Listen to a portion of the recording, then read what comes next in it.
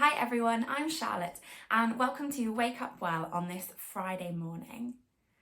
Now, I don't know about you, but I love the theatre. And over these last few months and even these coming months, I've had shows booked in my diary for ages that have had to be postponed and some even cancelled.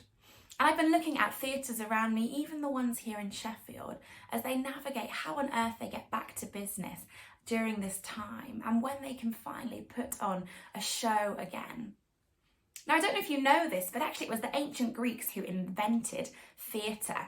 And for them, theatre was the seeing place. They came to the theatre to see truths about society, about life, about spirituality, about all kinds of things.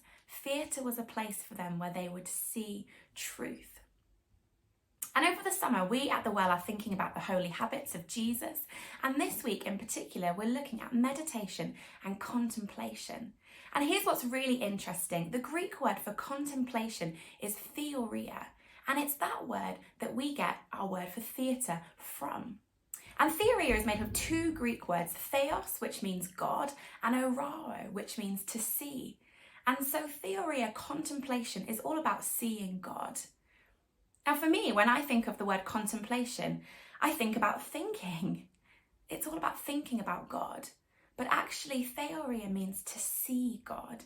It means to gaze upon God, to behold God, to see what God has done. And so contemplation is about seeing God, about seeing what God has done, and from there being able to know God. And we see a really great example of this in Psalm 107. It's quite a long psalm, but it starts like this. It says, "Give thanks to the Lord, for he is good. His faithful love endures forever." And then it repeats this really simple frame, which looks at some people who have been far from God, that have then cried out, "Lord, help." And then God has drawn them back to him. So it says, "Some wandered in the wilderness, lost and homeless, hungry and thirsty. They nearly died. Lord, help," they cried in their trouble, and he rescued them from their distress. He led them straight to safety. Let them praise the Lord, for he satisfies the thirsty and fills the hungry with good things. And it says this again and again. Some sat in darkness. Lord, help, they cried.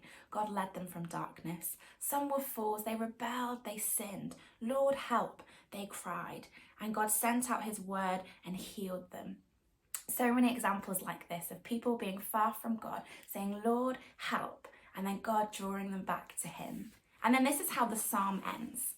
Verse 43 says, "Those who are wise will take all this to heart. They will see in our history the faithful love of the Lord." Those who are wise will take all this to heart.